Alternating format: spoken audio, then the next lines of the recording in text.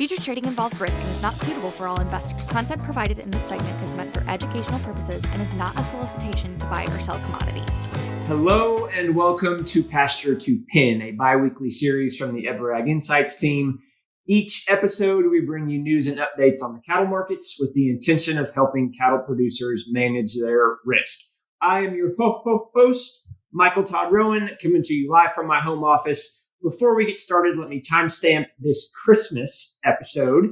Today is Tuesday, December 12th, 2023 at 3:04 in the afternoon. Per usual, I am joined by my jolly co-host, Mr. Trey Freeman. Trey, welcome to today's show.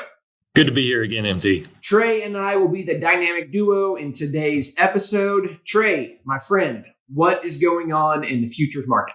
Yeah, today feeders finished $1 to $1.60 higher across the board, and live cattle 70 to 90 cents higher in the nearbys and $1.20 to $1.40 in the deferreds. Front month January feeders closed at $219.25, finishing above the 16-day EMA for the first time since September 25th, and have now posted 4 consecutive days of gains. December live cattle closed at $167.70. That's about $2 to $3 under the majority of cash prices traded last week. The latest CFTC Commitment of Traders report showed managed money net long 27,000 contracts in live cattle, having lightened their position by 5,800 contracts week over week. The AM box beef reports these first 2 days of the week have printed stronger choice prices and futures have reacted positively. Looking at the big picture, feeder futures gave up almost 19% of their price over the last 12 weeks, from the September high at $257 to last week's low at $209. Now, compared to the last bull cycle, feeders gave up 21% of their price over the course of 16 weeks,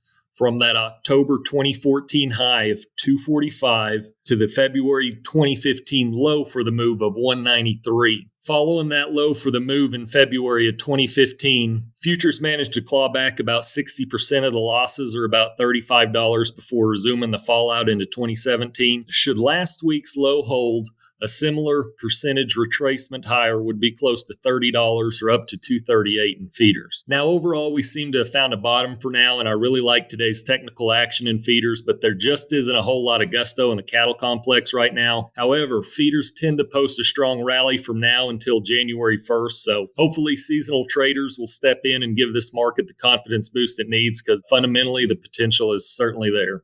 Excellent. Thank you very much, Trey. Over in the cash market, the CME Feeder Cattle Index saw its 7-day average move to 218.37 on Friday, December 8th. This is a week-over-week change of minus $4.90. In the sale barn, volumes have received a late-in-the-year boost.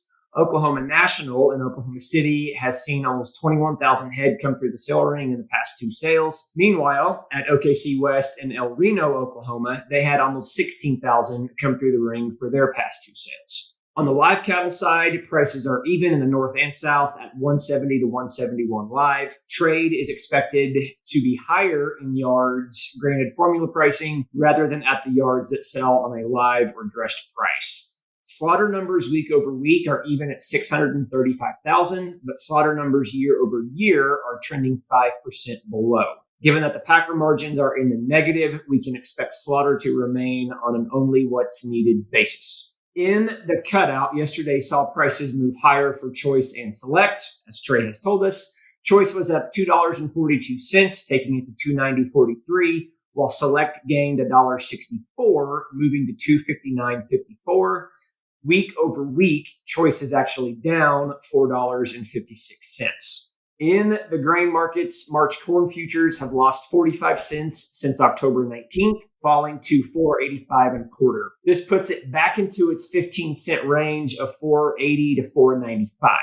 Protein prices have also backed off in the last month. January soybean meal prices have fallen $45 from its contract high on November 14th to its current price of $4.1030. Trey, anything to add on the grain front?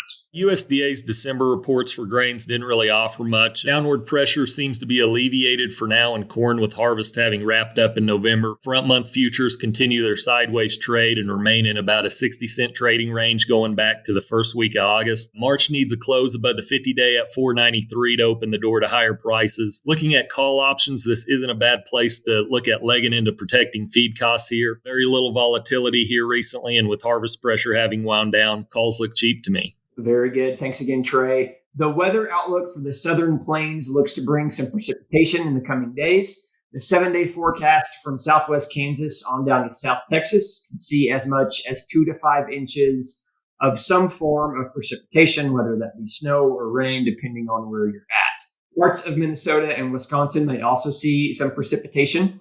The Atlantic coast, as well as the Gulf Coast, has a chance for 5 to plus inches of rain as well. Trey, before we wrap up the show, let's have a quick segment of coffee shop talk. Couple of questions for you. Who does Oklahoma State play in their bowl? Who is your random bowl favorite? And who do you have winning the first round of the college football playoffs? Hoks play the Aggies, and I'm calling for Mr. Ollie Gordon to run for over 200. Fresh Ollie, and on top of that, winning the Doak Walker Award. That guy doesn't lack confidence one bit as it is, so feeding him more is going to be trouble for A&M. Now, my upset pick is Iowa over Tennessee. Now, Iowa football is about on the same level of boredom as Purdue, but they win football games. I'm going to take Alabama and Texas. I'd rather it be Washington and Michigan, but my gut tells me otherwise. All right, sounds good. So my Texas Tech Red Raiders actually kick off bowl season and play Cal in the Independence Bowl. My random pick is also an upset pick. I have number 14 Arizona upsetting number 12 OU. That may make you happy. But I am on the opposite side of the college football playoff camp. I actually have Michigan beating Alabama and Washington beating Texas. So this will be good, and we shall see. That is a wrap for this episode of Pasture to Pin. Thank you to Trey, as always, for joining me. A big thank you to all of our viewers for watching this episode. If you have not done it yet, hit the like button, hit the subscribe button, and click the bell to be notified of future episodes. Thank you to Paige and Lexi, who kindly join us each and every episode to keep us on the straight and narrow and always have us looking our best. A big thank you to the entire Everag Insights team for making this show a reality. Merry Christmas, happy holidays, and until next time, stay safe and pray for rain.